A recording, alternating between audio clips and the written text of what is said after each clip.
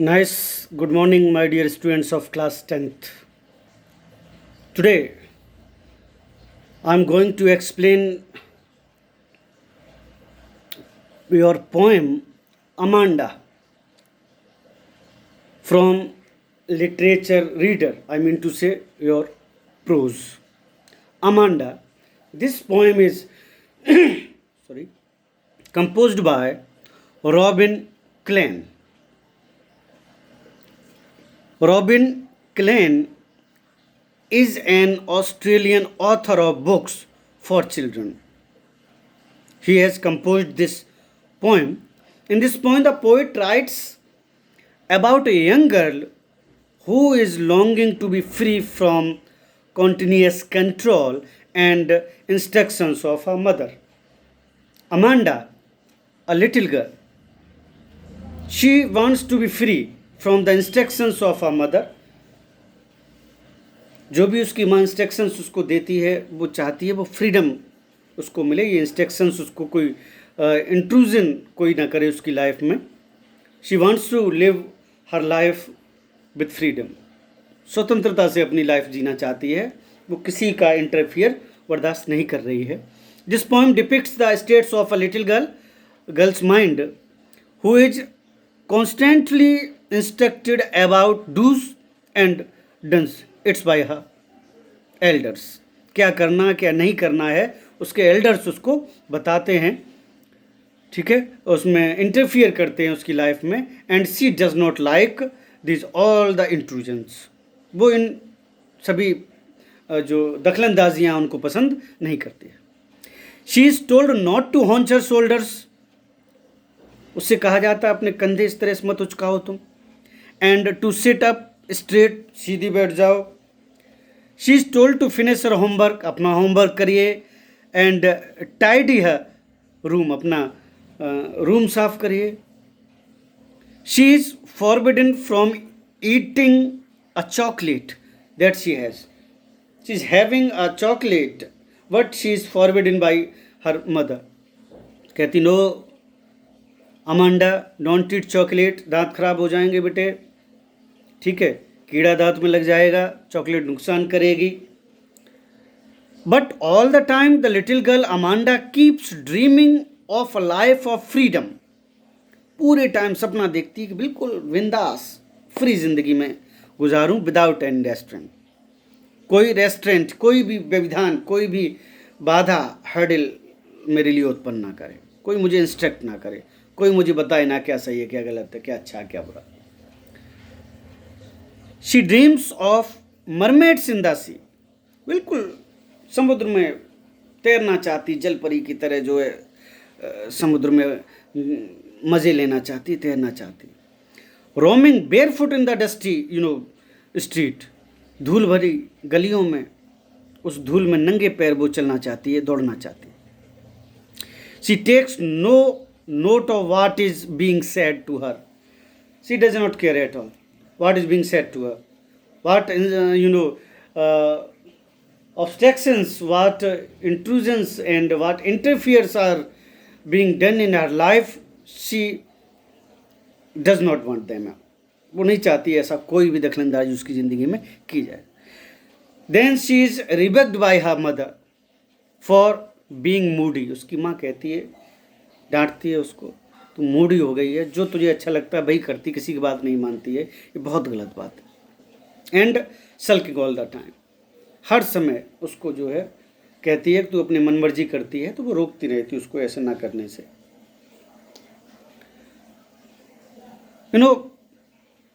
In this poem the mental status of a little child or girl is described.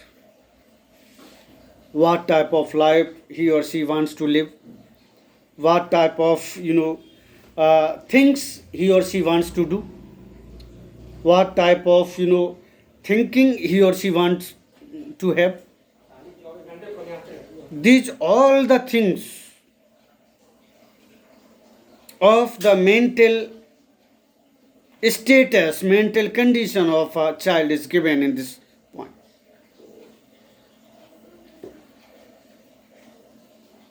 Now I am going to read the stanzas of this poem. Listen carefully. Don't bite your nails, Amanda. Amanda, अपने nails मत काटो. Don't haunch your shoulders. कंधे मत हिलाओ. Stop the slouching and sit up straight.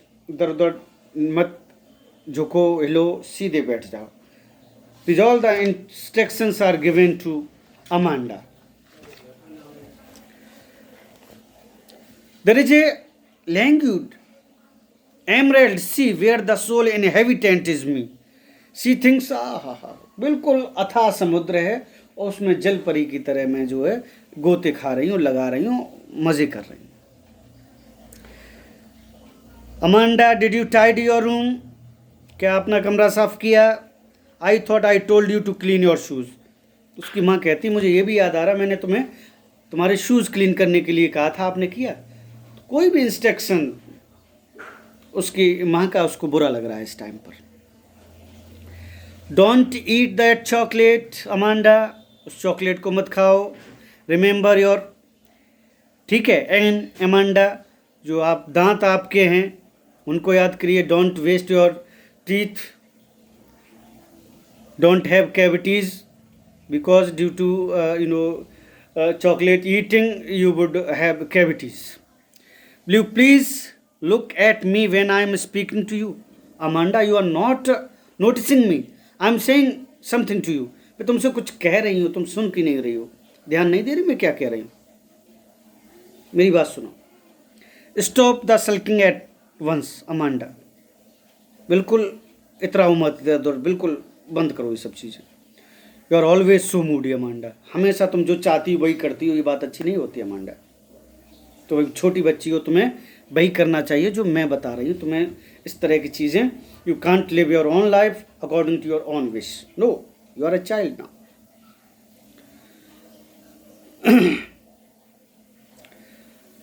I am Raphangel. I have not a care. Life in a tarts in tranquils and rare. I will certainly never let down my bright hair. She wants to live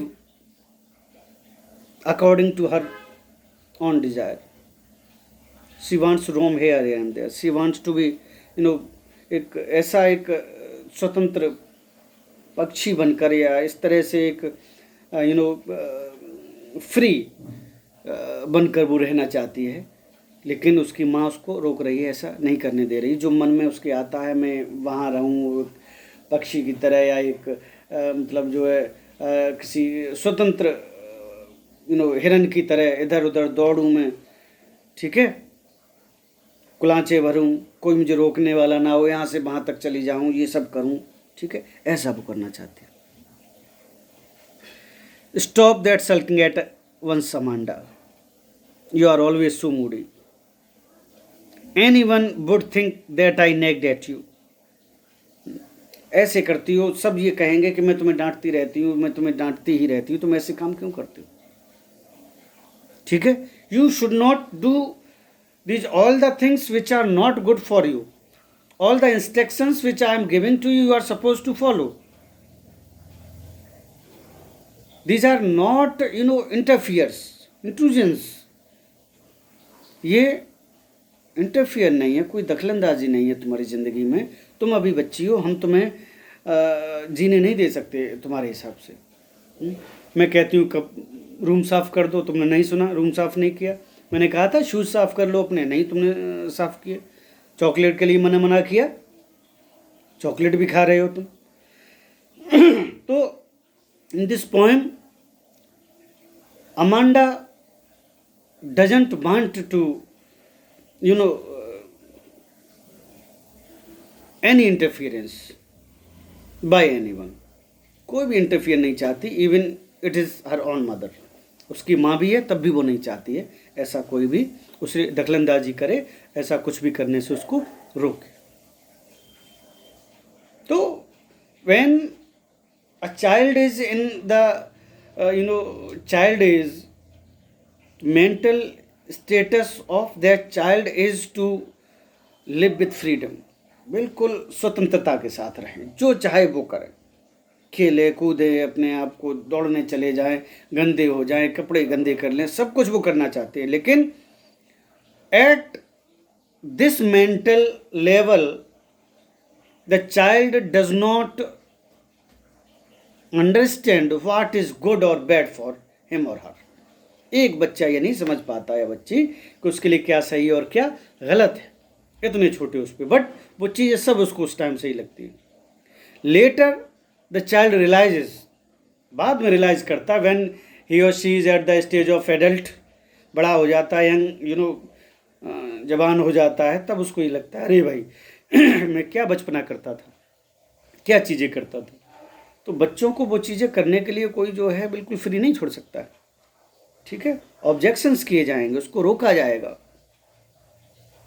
instructions दिए जाएंगे, punishment also should be given to them, punishment दिया जाएगा उनको, रोका जाएगा उनको। लेकिन कैसे? कि उनका जो मेंटल कंडीशन है उसको ध्यान किया जाए, उसी तरह का एक्ट उसके साथ किया जाए, so that he or she should not have the act of defenders. ऐसा ना वो अपने आप को डिफेंड करें, आपको बुरा माने और जो है उनकी लाइफ स्पॉइल हो जाए। No, we guardians, we parents, we elders are responsible to make them understand what is good and what is bad, what is wrong or what is right. It's our responsibility to make them understand. ये हमारी जिम्मेदारी है कि हम उनको समझाएं क्या सही है क्या गलत है। It's our duty to make them understand all the instructions which are given by us to them are for their betterment and good. सब चीज़ें जो हम आपको बता रहे हैं बेटा आपके भले के लिए हैं। These things are bad, so we are calling them bad. ये इसलिए बुरी होती हैं कि ये बात है वो बात है, इसलिए मैं आपको ये बुरी बता रहा हूँ। देखो ऐसा होता है कि नहीं होता। तो the consequences of the incidents, of the things, of the acts they are doing, we must describe before them. उनके सामने हमें बताना चाहिए कि जो आप कर रहे हैं ये गलत है, ये अच्छी चीज़ नहीं होती, ये बहुत बुरी चीज़ है। Otherwise if we would be strict, we would not measure their mental status, then our instructions would prove them hurdles. उनको ये बाधाएं लगेंगे, उनको ये अनवांटेड इंटरफियरेंस लगेगा, इंट्रूजन उनको लगेगा कि ये बिना चाहा ये लोग क्यों कर रहे हैं मेरे जीवन में, और वो बहुत कहेंगे कि बागी हो जाएंगे, they will not listen to us, वो हमको सुनेंगे नहीं।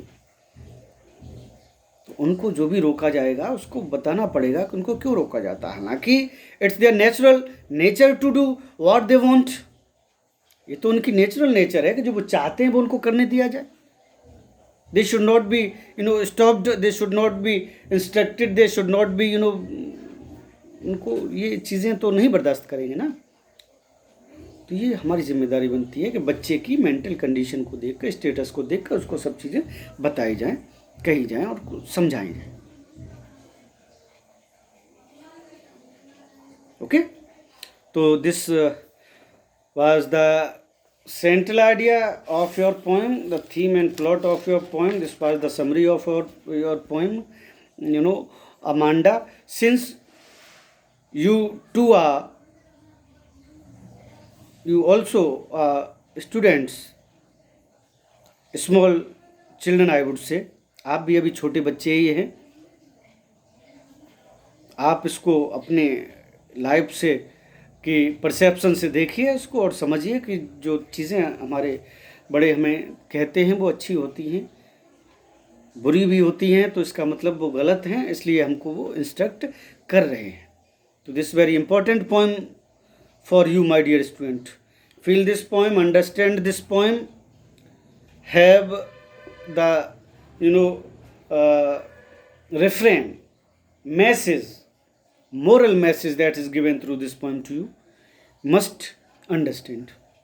Okay, you are supposed to read the poem line by line, extract by extract. I described actually you, and you on by your own efforts you should read this poem, understand this poem, and solve all the extract and solve all the questions of this poem. Question answers and extract I would send you on your group, and after completing the work you are supposed to get its pic and send it to me on my personal WhatsApp number so that I could check it. You just give your entire attention to your study. You are in board class. This is very important to study well so that you could get very good marks in the examinations. Okay, thank you, God bless you, have a nice day. Thanks a lot.